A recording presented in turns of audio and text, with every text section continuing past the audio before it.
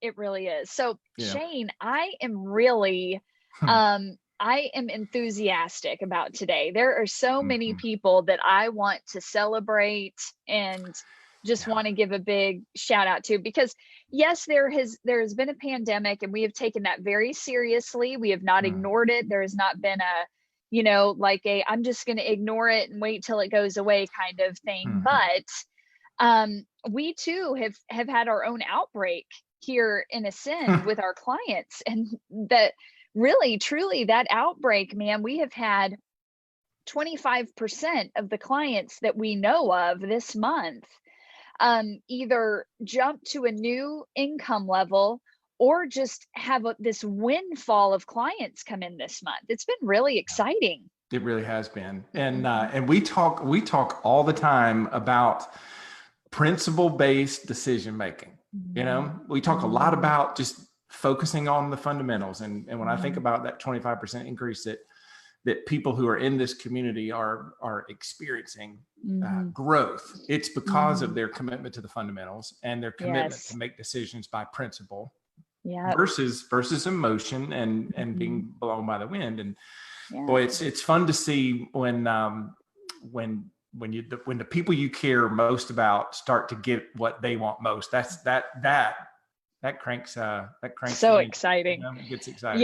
Yeah. And we get private messages. Not everybody likes to go into the group and celebrate with the group, but they do let us in on, sometimes they do let us in on what's happening. And it's really not for us. It is for people to have hope that, okay, if everyone in our community are like each other, they might demonstrate their value to the world in a different product offering, but they're like each other. So when you see each other having wins, for me, it infuses hope, right? That, okay, if they can do it, I can do it, right? Absolutely. And it's also a level of accountability I have found, which is also a common thread that our clients have in common, is they value that accountability piece. And we've heard from people like Melissa, who has acquired more clients this month than she has in previous months. Markira has acquired more new clients this month. Tina, more new clients this month. Diane Stricker. Now we're going to highlight her story a little bit later, but man, she's a franchise broker and franchise consultant. And wow, you want to talk about the client journey in a franchise. It is long. It is long. And so she has just maintained her commitment to her offer and her conviction in what she does. Because there's been many times I've asked her, you want to pivot? Sure you want to do this?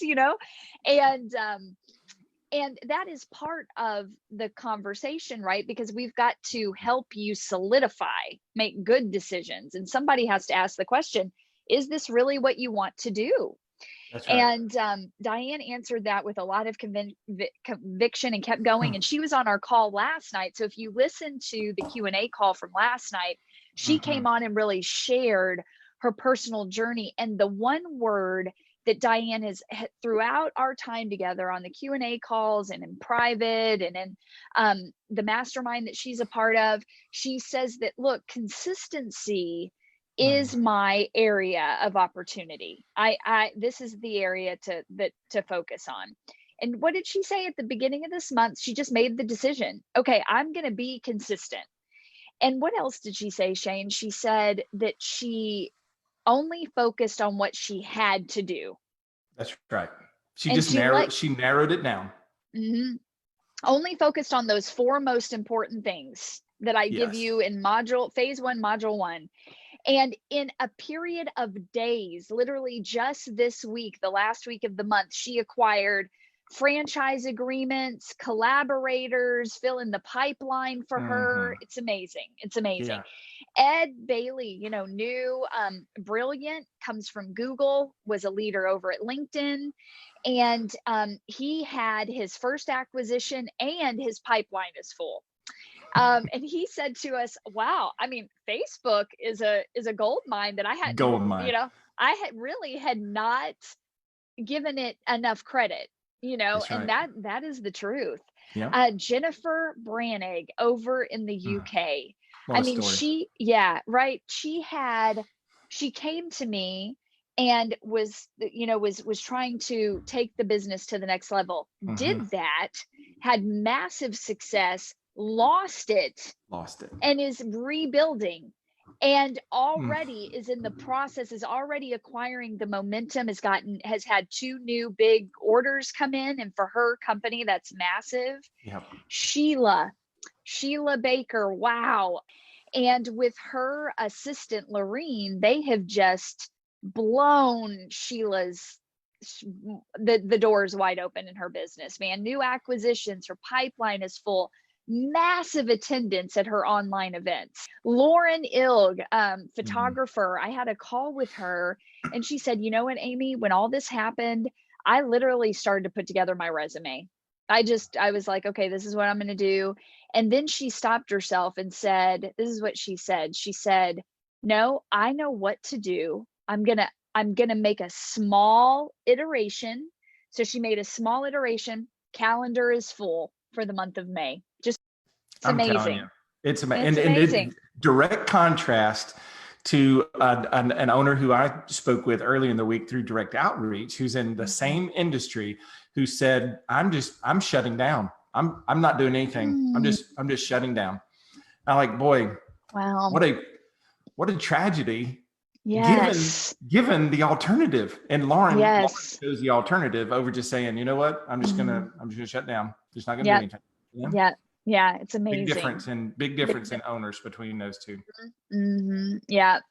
And then, I just want to say thank you to all of our new clients, and those of you that have allowed us to walk with you. We take that very seriously.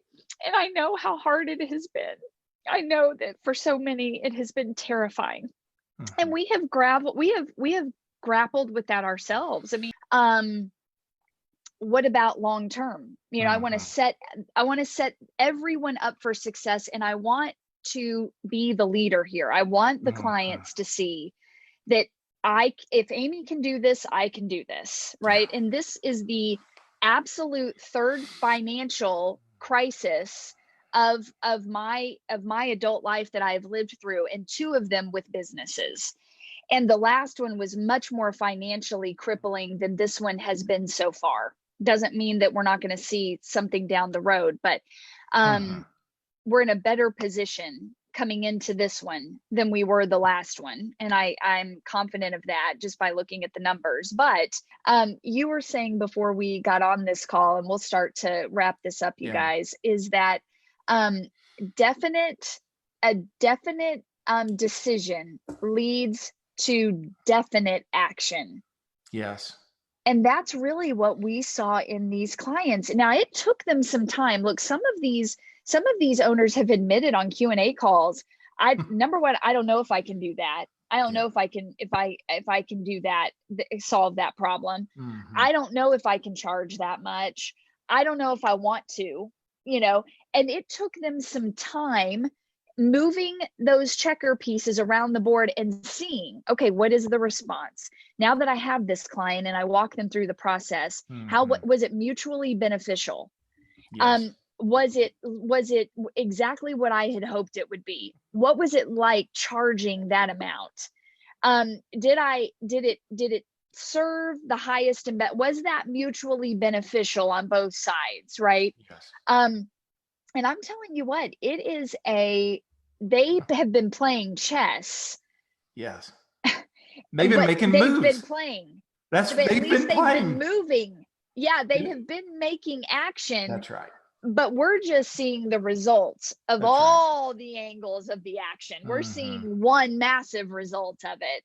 But there's a lot of action that went into these people's outcomes. They didn't just get up and boom, the client started rolling in. They had decisions to make along the way. That's how this work is designed, is to put you in front of time with a chessboard and say, I mean, I could tell you what to do, but what do you want to do? That's right. Most powerful question I think can be asked is, what do you want to do? What do you want to do?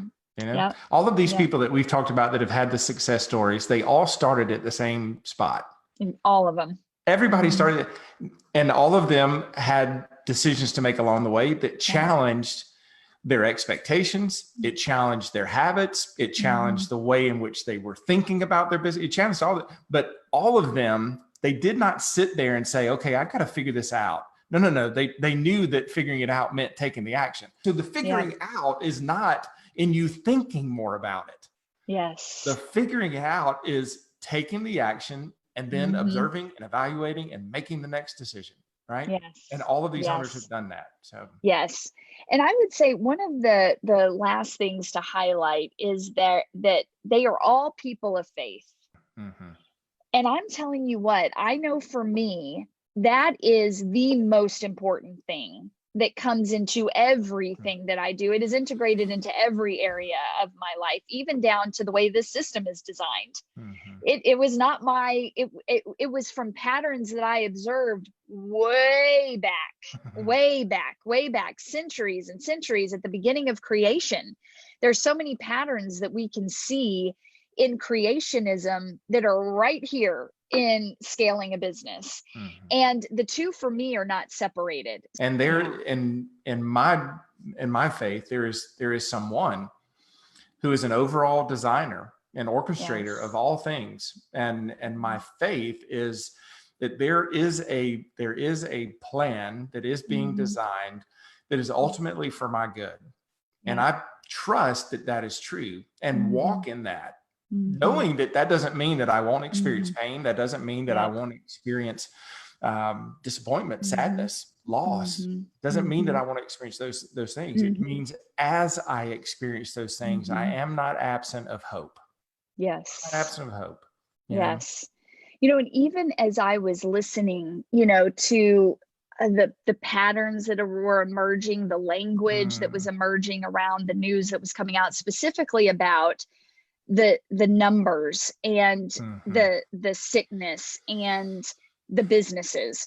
I went all the way back. You know, one of the examples that I strive to follow as closely as I possibly can is the example of when Jesus Christ lived here on this earth. He has certain behaviors that when you study them, man, it's like, how you had to have been God to react to things in that way. And I strive to want to be like that, but it will be a you know, a journey that I stay on till I die.